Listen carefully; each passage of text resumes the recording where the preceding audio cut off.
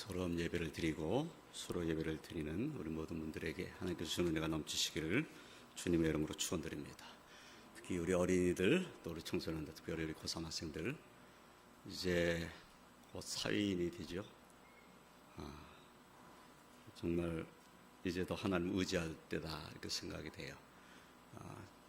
그리고 오늘 이렇게 교회에서 주일학교 졸업 예배를 드리긴 하지만 졸업 예배 드렸다고 끝나는 건 아니죠. 신앙생활은 계속 신앙생활은 주님이 우리를 하나님 나라 오라 할 때까지 해야 될 것이 우리 신앙생활입니다. 이제 난 주일학교 졸업했으니까 교회 이제 졸업했다 이렇게 생각하면 안 되겠죠. 그럴 일 없겠지만 내가 그냥 얘기한 거예요. 세상은 점점 더 선해지거나 세상은 더 아름다워지거나 세상 과학이 발달되니까 모든 사람들이 정말 더 행복해지거나 그렇게 되지 않는다는 것을 우리는 알아야 합니다. 이 정도로 과학이 발달하면 모두가 행복할 것 같은데 그렇지 않아요. 과학이 발달한다고 모든 사람이 행복한 것이 아니고 또 돈을 많이 벌면 행복하겠지. 그것도 한순간입니다. 돈을 많이 벌면 정말 행복할까요? 시간이 지나면 그것이 다 행복이 아니다라는 것도 알게 되는 거죠. 세상은 점점 더 하나님 뜻을 거스르는 세상이 되고 하나님이 기뻐하신 뜻보다는 인간의 생각, 인간이 생각할 때 좋다고 생각되는 것, 그것을 따라가는 모습이 점점 더 강해질 겁니다. 그래서 전에는 그래도 하나님에 대한 생각을 하고 있었지만은 점점 더 하나님보다는 인간 중심의 생각을 하게 돼요. 인간 중심, 인간이 먼저다 이 생각을 하는 거죠. 그래서 하나님의 진리의 말씀보다 더 중요시 여기는 것은 사람이 어떻게 하면은 행복해질 수 있느냐. 사실은 하나님의 말씀 따라가는 것이 진정한 행복인데 그 하나님 말씀 따라가는 것 말고 하나님 뜻 따라가는 것 말고 다른 방법으로 우리가 행복해질 수 있는 것은 뭐가 있는가? 인간적인 이성적인 생각으로 어떻게 하면 행복해지겠는가? 이것에 대해서 말하는 사람들에게 귀를 더 많이 기울이는 시대가 되는 겁니다. 그런데 우리 주님께서 하신 말씀들을 다시 읽어보면 정말 걱정스러운 때가 온다라는 것을 알게 되는 거죠. 누가복음 17장 26절로 30절까지의 말씀을 보면 예수님께서 이렇게 말씀하셨어요. 노아의 때에 된 것과 같이 인자의 때에도 그리하리라. 노아가 방주에 들어가던 날까지 사람들이 먹고 마시고 장가들고 시집가더니 홍수가 나서 그들을 다 멸망시켰으며 또 롯의 때와 같으리니 사람들이 먹고 마시고 사고 팔고 신고 집을 짓더니 롯이 소돔에서 나가던 날에 하늘로부터 불과 용왕이 비오듯 하여 그들을 멸망시켰느니라. 인자가 나타나는 날에도 이러하리라. 예수님께서 하신 말씀이에요. 예수님께서 인자의 때, 주님이 다시 오시는 그때에 어떤 일이 있게 되겠는가 하는 것에 대해서 말씀하신 거죠. 근데 그때는 노아의 때에 된 것과 같다. 이렇게 말씀했어요. 또 소돔성이 멸망한 그 롯의 때와 같다. 이렇게 말씀을 하신 거예요. 그러면 노아 때는 어떻습니까? 노아 때는 노아가 방주를 짓던 때죠. 하나님께서 홍수로 심판하신다는 말씀을 듣고 또 하나님의 명령을 따라서 이제 노아는 방주를 짓고 있어요. 그런데 사람들은 어떻게 하죠? 사람들은 주님께서 말씀하신 것처럼 먹고 마시고 사고 팔고 그리고 신고 그리고 시가고 장가가고 이런 모습이었다는 거예요. 그러니까 우리가 살고 있는 일반적인 삶의 모습과 크게 다르지가 않아요. 노아 시대는 더 악하니까 그때는 악한 사람들이 많이 살았으니까 악하게 살았을 거야 우리끼리 이렇게 생각하지만 삶의 모습은 다 비슷하다는 거예요. 먹고 마시고 또는 농사 짓는 사람은 농사 짓고 일하는 사람은 일하러 나가고 그리고 그들의 삶의 모습이 우리와 그렇게 다른 것이 아니다는 거예요. 오늘 우리도 역시 마찬가지잖아요. 일하러 나가고 또는 공부하러 가고 먹고 마시고 또 시집가고 장가가고 집 짓고 뭐 이런 거 사는 거예요. 또 사람들의 관심들이 다 또 뭐 집에 대한 관심을 더 많이 갖고 있는 사람들은 더 좋은 아파트로 어떻게 하면 이사 갈 수 있을까 이런 생각도 하잖아요. 이왕이면 서울에서도 좋은 아파트 뭐 이런 생각을 하는 사람들이 많이 있잖아요. 그러니까 점점 사람들의 생각이라는 것이 정말 하나님 뜻과는 상관은 없는 일에 마음을 두는 일들이 점점 많아져요. 그런데 이런 모습이 노아 때와 크게 다를 게 없다는 거예요. 롯의 때와도 같아요. 소돔 고모라 성이 멸망하기 직전까지 그들이 역시 노아의 때와 그게 다를 바가 없어요. 롯의 때나 노아의 때나 다 비슷해요. 먹고 마시고 시가고 장가가고 똑같아. 우리도 똑같고 하나님의 뜻을 따르지 않는 것도 똑같아. 이런 시대에 우리가 살고 있다는 거예요. 노아 때보다 더 좋아진 시대에 살고 있는 것이 아니라 어쩌면 노아 때보다 더 악한 세대에 우리가 살고 있는지도 몰라요. 롯의 때, 그때는 소돔 고모라성이 유황불로 완전히 멸망당했으니까 하나님이 얼마나 화가 나셨으면 그렇게 하셨을까, 우리가 이렇게 생각하잖아요. 그런데 롯의 때보다 우리가 살고 있는 때가 더 악한 세대일지도 몰라요. 우리가 생각해야 될 것은, 그래서 이러한 때에 우리는 어떻게 살아야 되느냐. 어떻게 살아야 합니까? 우리는 하나님 말씀 따라 살아야 된다는 것이죠. 하나님 말씀 따라 살아야 되는데 세상이 악하니까 믿지 않은 사람들이 믿는 우리들을 그렇게 좋게 생각하지 않고 곱게 생각하지를 않아요.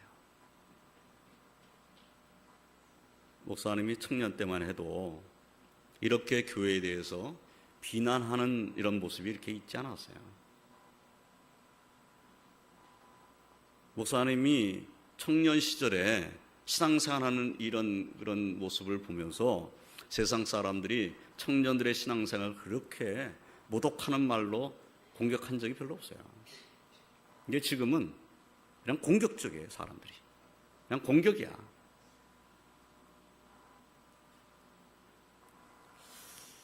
그냥 교회 앞에, 오늘도 우리 교회 앞에 차가 세워져 있어요.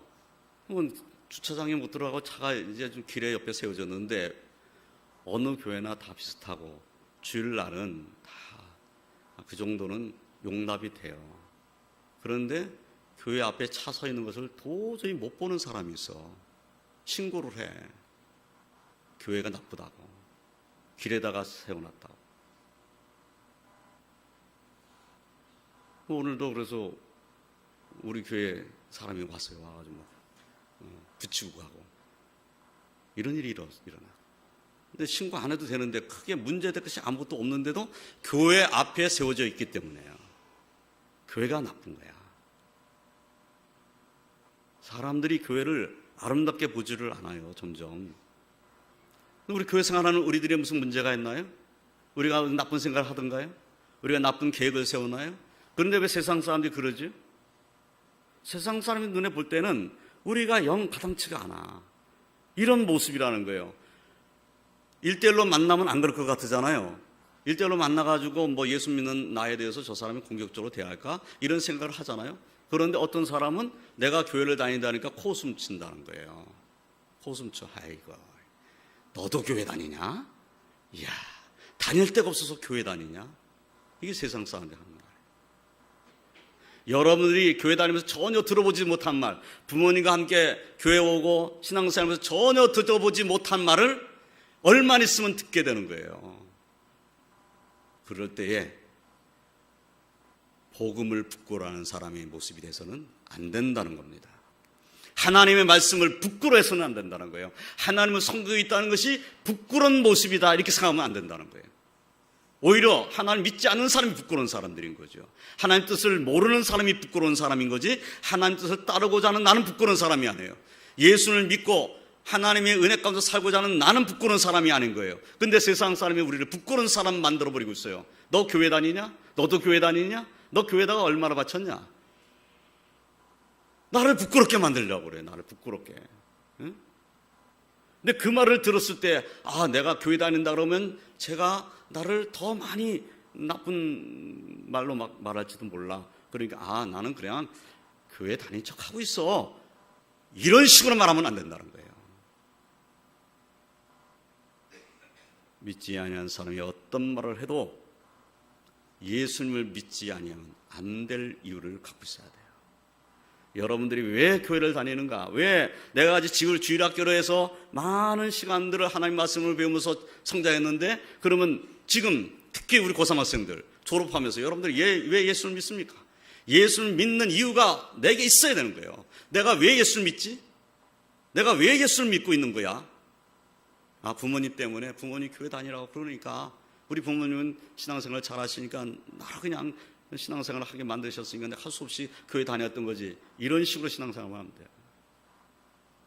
여러분 마음 가운데 내가 왜 예수를 믿고 있는가? 이 확신이 있어야 되는 거죠. 그래야 여러분들을 통해서 다른 젊은이들이 영향을 받는 거예요. 나는 그냥 교회에 그냥 다니는 척 하는 거야. 이래가지고 세상이 변화되질 않아요. 내가 담대한 믿음 가지고 나는 예수님을 믿지 않으면 안 될 이유를 갖고 있는 사람이 되어야 한다. 오늘 말씀이 사도 바울이 우리들에게 주시는 아주 중요한 말씀이에요.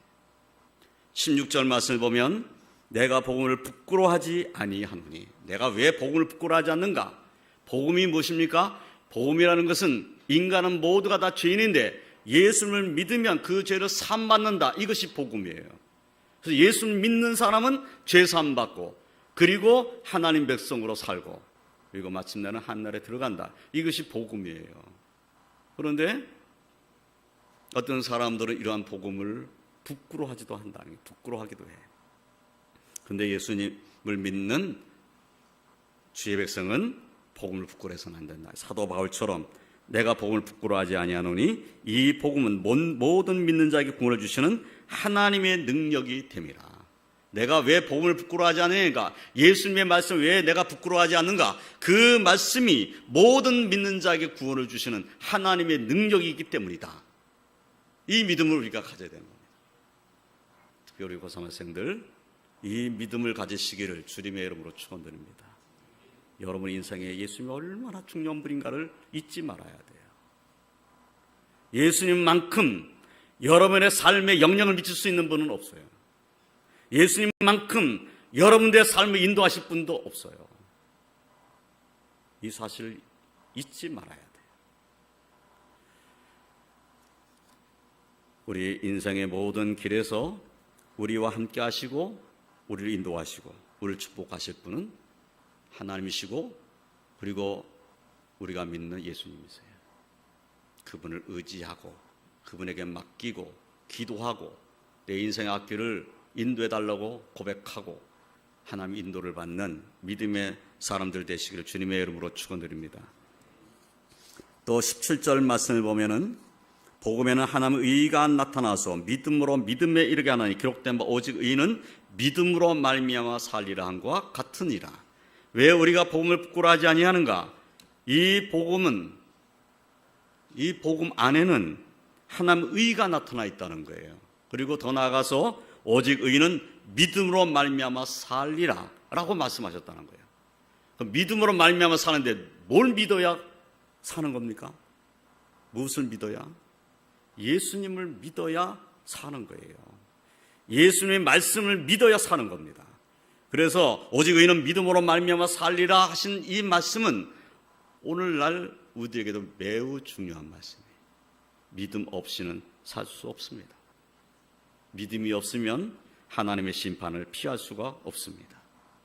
하나님의 아들 예수님을 믿지 아니하는 그런 모습으로는 살 수가 없습니다. 육신적으로는 살아있죠. 육신적으로 살아있어요. 육신적으로 살아있어서 일도 하고 생각도 하고 무슨 일이든지 내가 능력 있고 할 수 있어요. 육신적으로 살아있는 거예요. 그런데 믿음이 없으면 영적으로는 죽은 거예요.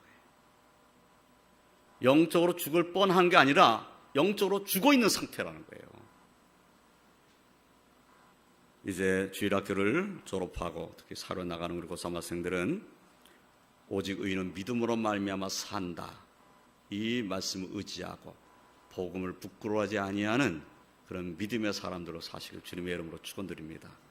우리 주일학교 어린이들도 나는 예수님을 꼭 믿는 믿음으로 살 거야.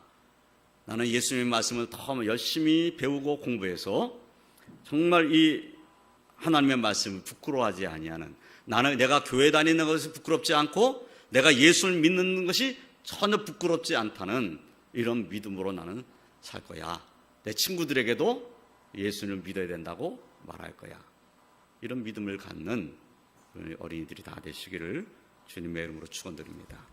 또한 그동안 주일학교에서 수고하고 애쓰며 말씀을 가르치는 선생님들에게 감사를 드립니다. 선생님들의 수고를 통하여서 우리 어린이들이, 우리 청소년들이 믿음 안에서 성장한 겁니다. 정말 하나님 말씀 일주일에 한 번 들을까 말까 한 이런 어린이들이고 청소년인데 붙잡고 말씀을 가르치고 위해서 기도하고 어떻게 하든지 하나님 뜻대로 살게 되기를 바라고 그리고 열심을 가르쳐 주신 것 감사합니다. 우리 어린이들이, 청소년들이 그 배운 말씀을 잊지 아니하고 신앙적으로 건강하게 자라서 더 하나님께 영광 올려드리고 이후에는 더 하나님을 기쁘시게 드리는 믿음의 사람이 될 것입니다. 선생님들의 수고를 하나님이 기뻐 받으실 것입니다. 기도하겠습니다. 하나님 감사합니다. 오늘 말씀을 통해서 다시 한번 깨닫게 됩니다.